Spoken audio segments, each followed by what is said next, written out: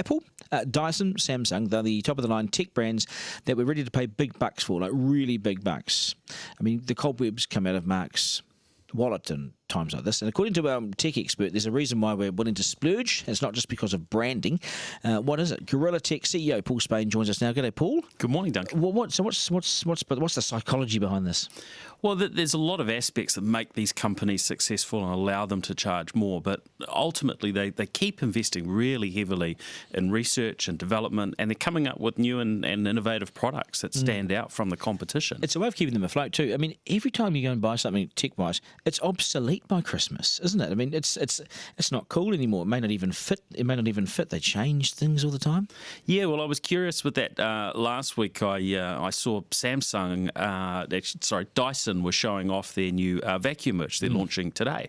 $1,300 for a vacuum cleaner. What? And I thought, this is 10 times the price of what you can go and buy at Kmart. Yes. So I did a little bit of research into the background of Dyson and how they started. Sir James Dyson, producing thousands of variations to basically reinvent the vacuum, which had been the same for decades. Yes. And it seems to be that these businesses that we're willing to pay a premium for their products, they do reinvent the space, and then they keep innovating and keep improving. But I mean, how much sort of vacuum does $1,300 buy? I mean, what does the floor? What does it look? Does it come with a person? Well, the story I came across was an individual with an Airbnb who said they've changed to using a Dyson cordless vacuum. It takes them half the time to clean the place. So I've got a cordless. In that sort of situation, it's probably worth it. I've got a cordless, but maybe I didn't pay enough because it doesn't suck that much. It does not.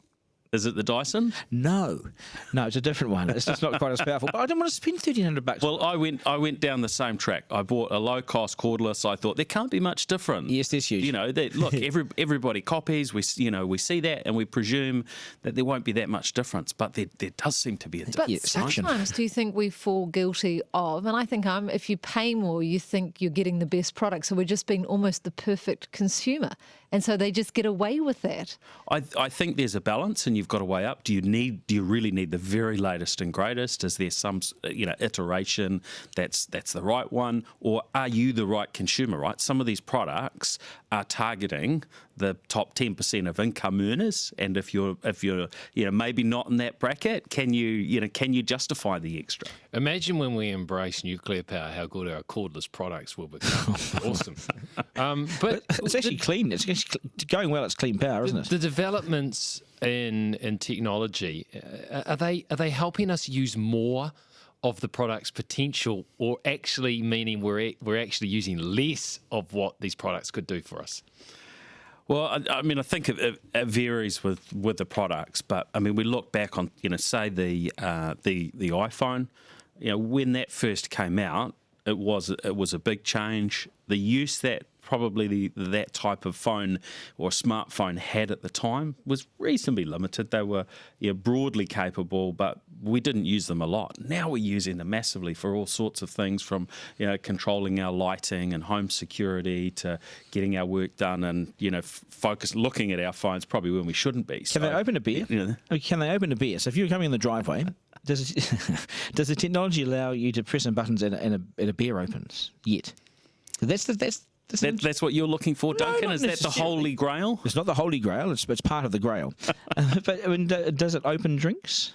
Does it pour drinks? I imagine one day we will see these sort of robots that will do all sorts of things, but we're at this point where we get specific functions from technology, and I'm sure in the years ahead we will see a breakthrough in robotics that maybe will deliver that and a million other things, like putting the dishes into the dishwasher for us. Yes.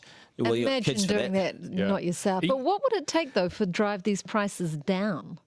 Well, they naturally come down over time in a lot of cases, or as that technology goes from being unique to one company to being much more mainstream. And we've seen that with the likes of smartphones now, where you can buy a smartphone for as low as $100 and it will do a chunk of the things that you can do on a $1,000 or It's quite $2,000 astonishing. phone. But they feel a bit cheaper though. It doesn't quite feel right. What happened to the BlackBerry or the Blueberry? Where did that go in the end? Well, that was one of the products that was disrupted by Apple, right? And they were committed to having a keyboard, but they didn't change their other things. And I guess what the iPhone proved was that you can type really fast and have a really good experience without the keyboard, and they held on to that. They'll be at Microsoft Motat now, were won't disrupted at the same time. They'll be at Motat now, those BlackBerries. I imagine so. Yeah. You know what they do with the keyboards on the screens? They need to work out what your fat finger mistakes are and what letters you punch mistakenly most times, and then actually adjust for that. I haven't seen the one that does that. It's a brilliant thing. Actually. What's the letter you punch the most? I just want to say that your iPhone can actually open a bottle of beer for you, Duncan. Oh yes. You just ring a certain person's number who might be home before you, and you say, "Hey, I'm on my way home. Could you open up a bottle of beer for me?" Yeah, my home line's not even working yet. Like having someone at home that can do that, but Buster can do it. Yeah, there you go. He's starting to open these things for me now. Very useful. Paul, over to see you. Appreciate the time as always.